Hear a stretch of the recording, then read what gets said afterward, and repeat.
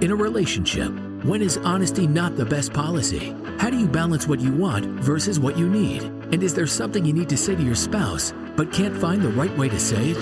If so, then you're in the right place. This is the Lunch with Sandy podcast. With nearly 20 years of marriage under their belts, Terrence and Sandy Jackson discuss a range of topics, provide valuable insights on relationships, and talk about the conversations married couples need to have. So what does lunch have to do with all of this? Well, it's a metaphor for how these conversations originally started. Speaking of conversations, let's get one going. Here's your hosts, Terrence and Sandy. Hello and welcome to the Lunch with Sandy podcast. I'm Terrence. And I'm Sandy.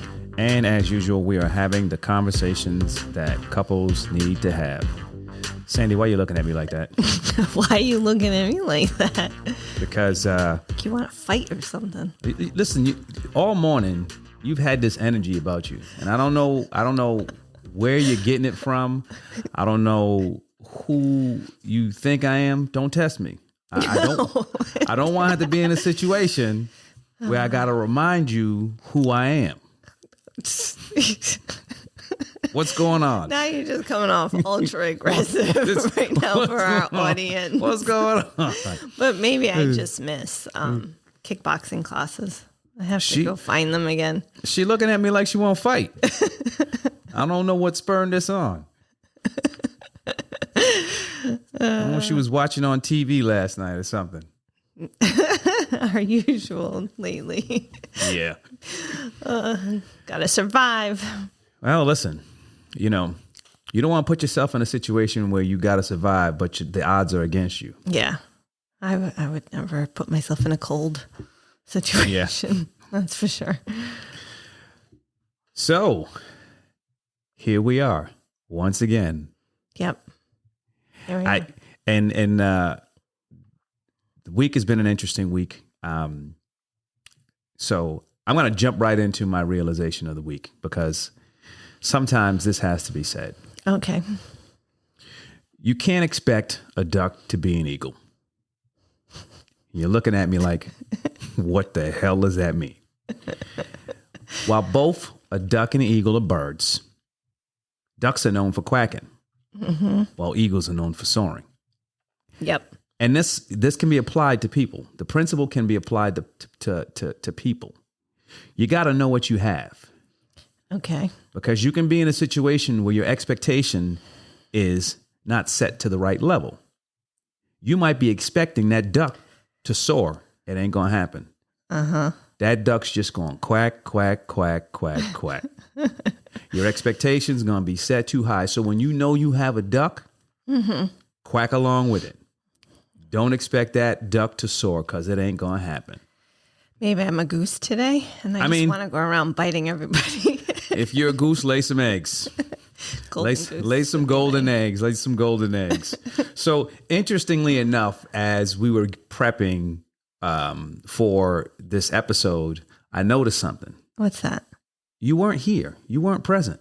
Oh, goodness. I'm sitting here and I'm looking at you, and you're just on your phone. And so I got to ask you this question. You mean when we were having breakfast and you were on yours? Well, no. See, that's different because people were texting me and I was responding, and I got a text message that concerned me, and I told you about it, and I had to respond. Yes, that one. No, it's not like Everybody it's not like else that. Could have waited. Well, no, that's not.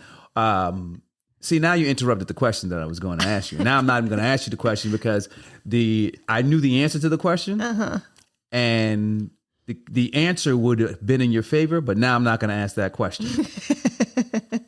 I'm not going to ask that question. I am not going to give you the satisfaction of being correct this morning. That but just I'm went always out the window. Correct. Oh goodness, here we go. Here we go. Just be this morning. Have you ever been in a situation with me where you've been speaking to me and I have not heard anything that you've said? Yes, absolutely. And why do you think that is? Because you're not listening. You're not. Well, present. it's not. Well, listen, I'm not present, but you know why I have not been physically present, just not mentally present. Mentally, my mind is somewhere else because most of the time when you do that, I'm in the middle of something and you just walk in and you start talking and I never know if you're talking to yourself or if you're talking to me. So I'm focused on what it is that I'm doing. Well, let's clarify first and foremost what this middle of something is, which is predominantly you watching TV. Listen, everybody has their vices, and I don't watch a lot of TV, but if I'm in the middle of something, I'm focusing on something. Listen, information comes from all types of media. And there could be important information that might save my life, your life too, or might make me a better person, which makes your life better, that might be coming off that TV screen. And if I'm not focused on getting that information, Yes. then it's lost. So And that's a missed opportunity. I'll say two things. One, this day and age with the technology, you can pause the TV. But two, That's only if you got the right setup. Correct. I could do a better job at making sure I grab your attention before I get into a conversation. Well, I'm glad you said that because you do know this. You talk to yourself a lot. I do. And listen, Yeah. She's the third person in our relationship. how am I supposed to know when you're talking to me or you're talking to you? But you talk to yourself too. Not when I'm around you. Yes, you do. I said, "Are you talking to me?" And you say, "No." And then I said, "Oh, good. I Let hope me you two have rephrase a that. good conversation." Let me rephrase that. You have conversations with yourself. Yes. I may make a statement that I'm saying out loud. You have full-blown conversations with yourself. Yeah, but most of the time, they're internal, and I'm not verbalizing them. Yeah, well, anyway. It all boils down to this. You say that I was not present this morning. Yep. What does that actually mean? What does it mean to be present in a relationship? Well, obviously, I think we already started alluding to one point, which is you could be physically in a relationship, but just not mentally. You mean there physically, because physically, yeah, you are in a relationship. Yeah, I mean, just... I get it. There's different aspects. So there's a physical aspect, there's the mental aspect, there's the emotional aspect of being present, and it really comes down to your attentiveness to an individual at a particular point in time, or I guess you can say your awareness. And I think physically you probably got to be in the room, right? Well, unless you traveled a lot, it's that could put a damper on a relationship. Yeah, well, and then being present physically, you're not being present. No, you're not. So it'll be hard to tell if mentally you're actually present at that particular point in time. Well, who knows? Maybe people may not see each other, but have hour-long conversations every night, and they're mentally and maybe emotionally in the relationship, but physical is just the missing link. I just mean, I agree with your 3 points. There's 3 parts of the being present in a relationship. Are you physically present? Are you mentally present? And are you emotionally present? Yeah, and I think part of, being present in a relationship really means that, and it's not a situation where it's 100% of the time, but in that instance, your undivided attention to the individual who you're in that relationship with. Your awareness of that individual and their needs at that particular point of time, and being able to listen and hear what it is that they're actually saying or conveying to you in that particular point in time. And, it's being able to effectively communicate at the same time because there are 2 people there. Now, when you mentioned earlier, having that hour-long conversation, I was going to ask you, if you're not in the same room and you're having an hour-long, people still use phones? Yes. And they actually talk? Maybe they Zoom. Maybe they FaceTime. There's all kinds of ways to... Yeah, you know what? That with the advent of COVID, that Zoom's taken off. I've never imagined, very rarely, but at least once a year, sometimes twice a year, I travel for work. We don't Zoom. We may FaceTime once in a while for a few minutes, but listen, it ain't no hour long conversation. Well, right, and that's us because we don't like communicating through the phone. I think both of us are pretty much the same in that respect, where we like to see the people. Like, obviously you can see them on FaceTime and Zoom, but just be, I guess, in the physical presence with the people that we are talking to, or in trying to, I think part of that too is, the whole, when we talk about the phone, I think from the perspective of being present, I think it's a challenge when you have this technology, because you can see me. Well, that's funny that you say that, because not even just like relationships, but even friendship, which of course is another type of relationship. I see the kids like Ayla's age and younger. One, they will basically FaceTime each other, and they're just both playing on the computer while having like a video chat, and not really chatting either. Yeah, and that's a little different, because I mean, it's the friendship is a type of relationship, but when you're not present in that friendship, the consequences are a little different, right? So right. If someone's not present in a relationship, in a relationship between two individuals who are more than friends, it can have an impact. What type of impact can that actually have? Well, it's going to make things definitely more difficult, especially depending on which non-present is it? Non-present. I think each one has their, we'll call them issues, for lack of a better word right now, right? Yeah, I mean, when you're in a relationship and you have a tendency not to be present, whether it be physically, emotionally, or mentally, you come off as being evasive, right? And then when you're evasive, that can create a whole set of issues for your partner. They can feel that you're not engaged. And I don't mean put a ring on it. I mean engaged. They could feel disconnected, alone, misunderstood. I mean, there's a whole plethora of feelings and emotions and thoughts that can come up from a situation where you aren't being as attentive as you should be in your relationship. Well, even trust could be another downfall as well. Well, yeah, because now you start questioning, like, why aren't they? Yeah, it can being present in this relationship. So where are they getting it from, and from who? Yeah, I try to be present. I'm here. I'm here with you right now. As what is that you're drinking? Coffee. See, I'm going to tell y'all right now. We're having a conversation about being present, and she ain't present. She's sitting over here drinking coffee. And having to cough. Oh, goodness. See, when you're not present in a relationship, the karma gods come at you and they hit you with a coughing attack that you cannot get away from. Yeah.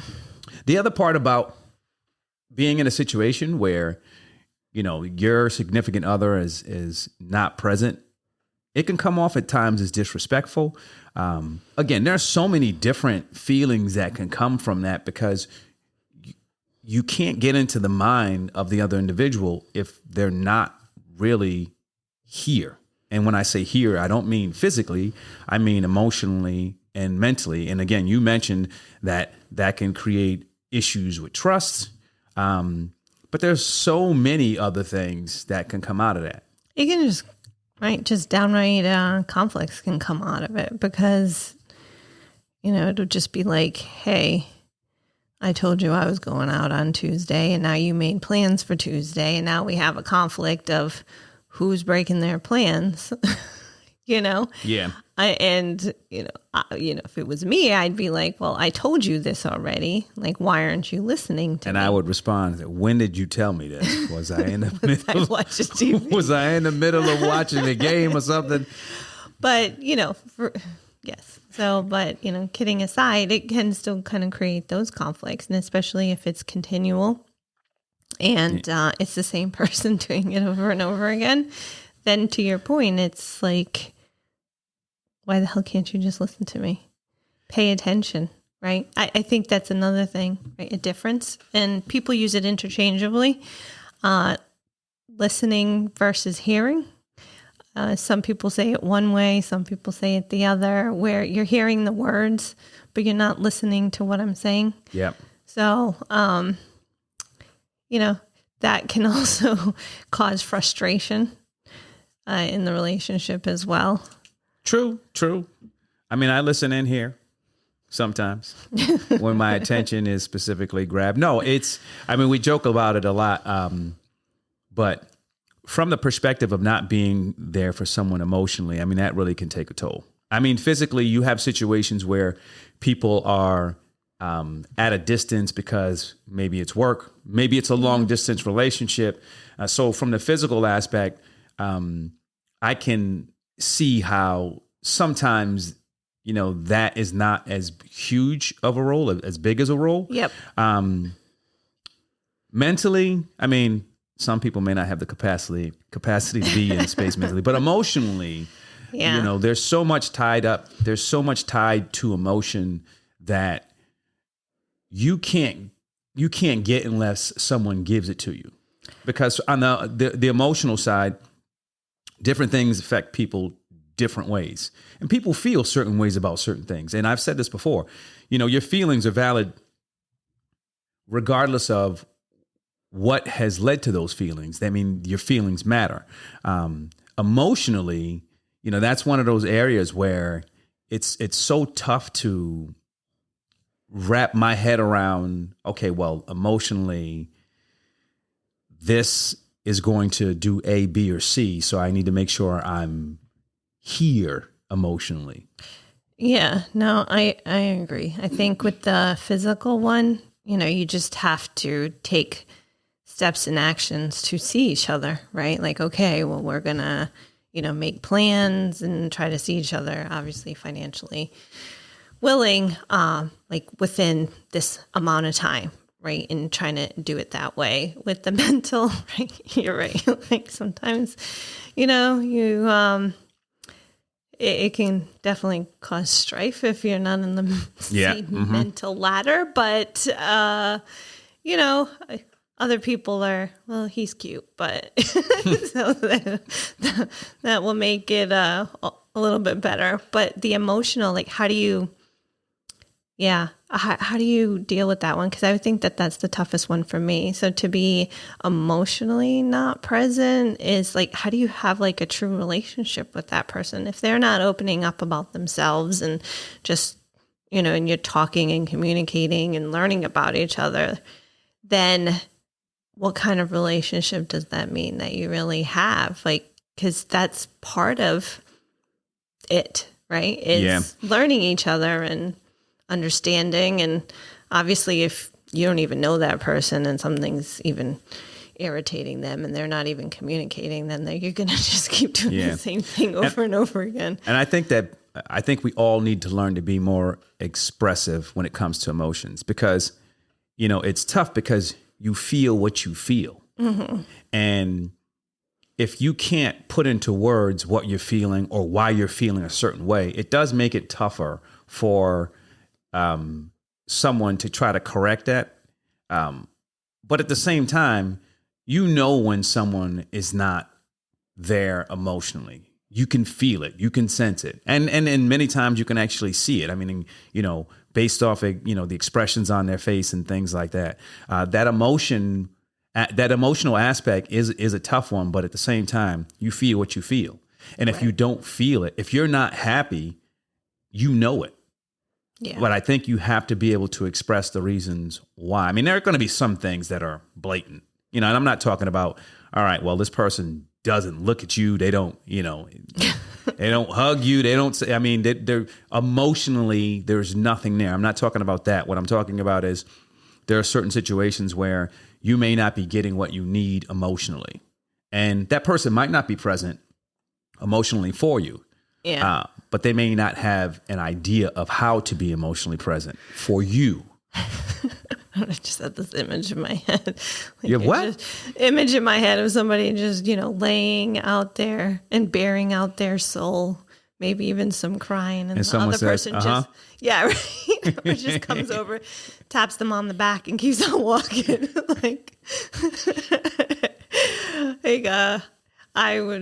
That would make me very angry. Yeah. So down that route, right?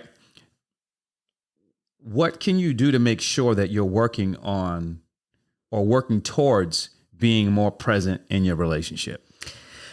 Well, obviously, I already said what my one was. Just saying your name before I get into whatever it is that I want to say to you. But the other ones, I don't know. I feel like spending quality time with one another will hopefully help. I think it's important that you actually carve out time, right, for you and your significant other. I think that's very important. Get into a routine of making sure there are things that you do for, the two of you. The other part about that, the other piece to that, though, is I think self-care is really big. I think that you have to make sure that you are taking care of yourself and you have your house in order. So you're not just focusing on yourself all the time. It's very hard to be present for someone else, right, when you got a big mess to clean up in your house. And I'm not talking about, you got clothes lying around. I'm talking about mentally, emotionally, and even sometimes physically.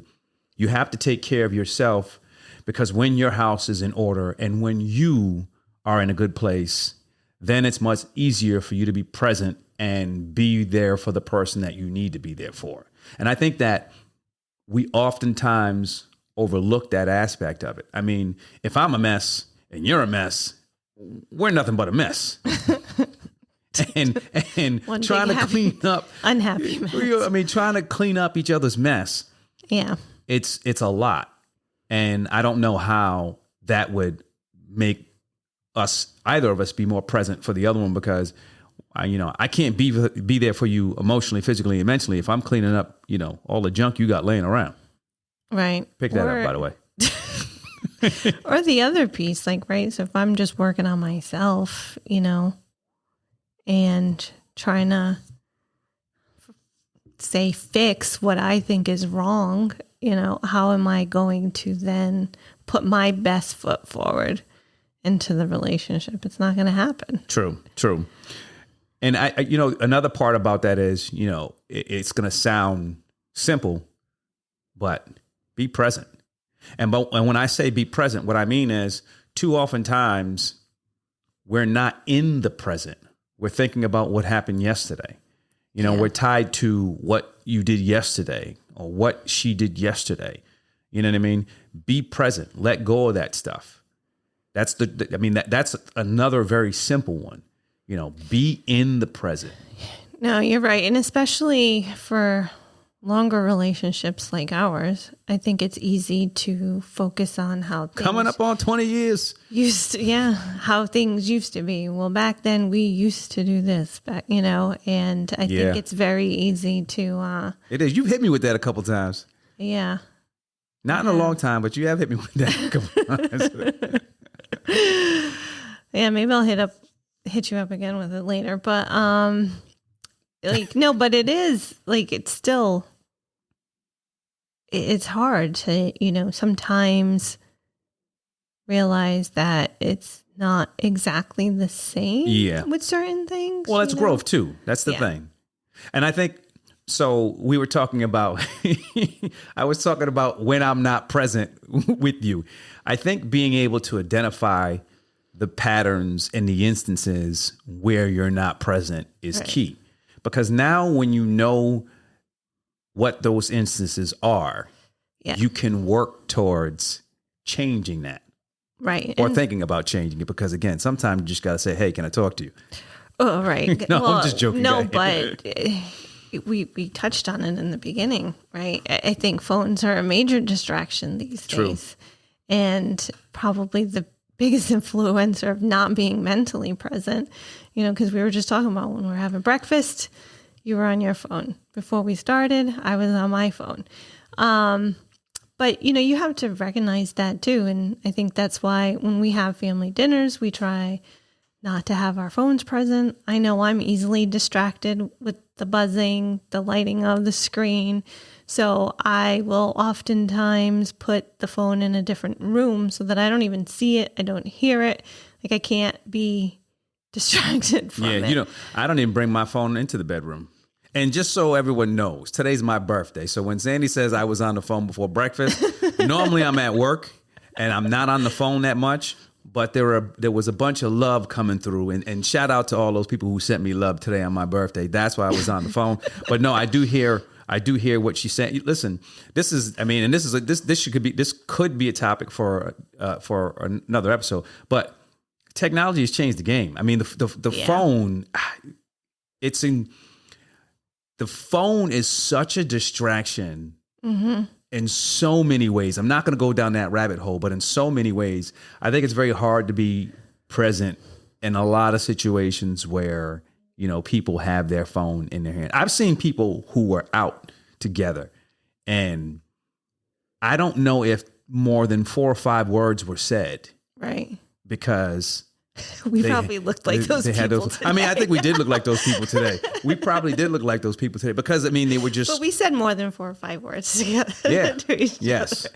I even guessed which sandwich was mine, but it was the wrong one. Yes, but, it's also not continuous and frequent that is happening all of the time. It was like, to your point, it was your birthday. So a lot of people were sending you birthday love, which I got, so I didn't try to push it, but we were conversating and that's when I stopped, when I knew you got an important message, and I was like, all right, we'll just continue this conversation after you finish. Yeah. And it's important for you to have, uninterrupted interaction and just getting rid of any distractions during those times are going to help you practice be more present. And I think practice is a very important piece, right? Yeah. We tend to think when we have something, we have something. Oh, I got it. But you can always be better, and practice makes better. It doesn't make perfect, but it makes better. Right. So whenever you have the opportunity to practice, you can practice being present. Well, be honest with yourself and know what your limitations are too, right? True. I mean, things are going to distract you, then try not to have those things around you. Well, you know what? Be honest with yourself, and it's not just with distractions. Be honest with yourself and know your limitations. But at the same time, learn to be tolerant, because we all have our limitations when it comes to any number of things.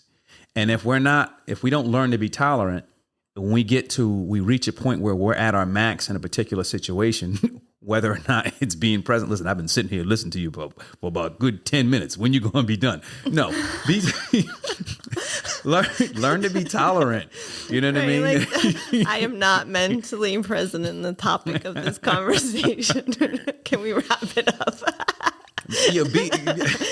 Be tolerant and also non-judgmental, because when you judge, automatically right off the bat, you're basically cutting what it is that person's saying off mentally. You're not going to be receptive to whatever it is that they're actually sending to you. And then I think we do that a lot. And when I say we, I don't mean you and me. I mean human beings. I think we're far too judgmental to the point where we're not receptive to what other individuals have to say. And those other individuals that we need to be receptive to are our partners. Well, I feel like we're very opinionated people in general. Yeah. And we formulate our opinions pretty quickly.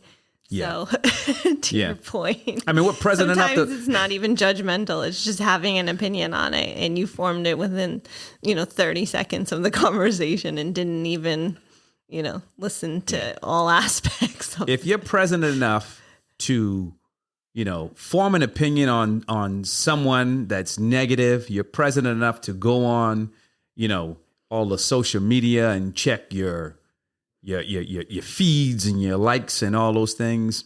Be present enough to sit down and listen and have that uninterrupted interaction with that person who you're in a relationship. If you put the effort in, that's going to help you be more in tune and be more present in your actual relationship. I mean, I think another part of all this is, you have to understand your partner's experience. Everyone is different, right? What you go through, we can go through the same things, but your experience, because based on who you are and how you've grown up, might be different from my experience. And so, again, if we look at, understanding each other's experience, again, it opens us up to being more receptive. When we're more receptive, I think it makes us better at being present in whatever the scenario is. Yeah, no, agreed. And I think that's kind of like where we said before, right? So I don't know. I like to just look people in the eyes when I'm talking to them and not over a screen. Like it's not the same. It's nice to see their faces and such, but it's still I like how it's nice to see your face. It's still not the same. Like you're only seeing pretty much their shoulders and their faces. So you don't pick up on body language cues. Like there's just pieces of the interaction that you're missing out, when you're not physically in the same room and communicating with people, and hence, right, that would be something to acknowledge. Like, listen, I can't do these phone conversations, like, which we've never done. But I'm thinking, more along the lines of if we were different people and thinking about the beginning of our relationship, and you're the one that's trying to stay on the phone for an hour, and I'm like, I can't do it. Yeah. So just acknowledging that. To your point, people have different experiences. Just because you might be able to, handle things a certain way doesn't mean that the other person can do the same. Yeah, ultimately, we've all been in a situation where we may have felt that our partner has not been there for us in a particular moment, whether it be physically, emotionally, or mentally. And that can have an impact on you in any number of ways. I think the important thing to remember is do your best to make sure that you're listening and it'll all work out. Thanks for listening. That's it for this week's episode of the Lunch with Sandy podcast. Thanks for listening. We'd love to hear your feedback and comments on Instagram, TikTok, and Twitter at Lunch with Sandy. And be sure to follow us on your favorite podcast app. If you enjoyed the show, don't forget to rate and review us. Thanks again for listening to the Lunch with Sandy podcast.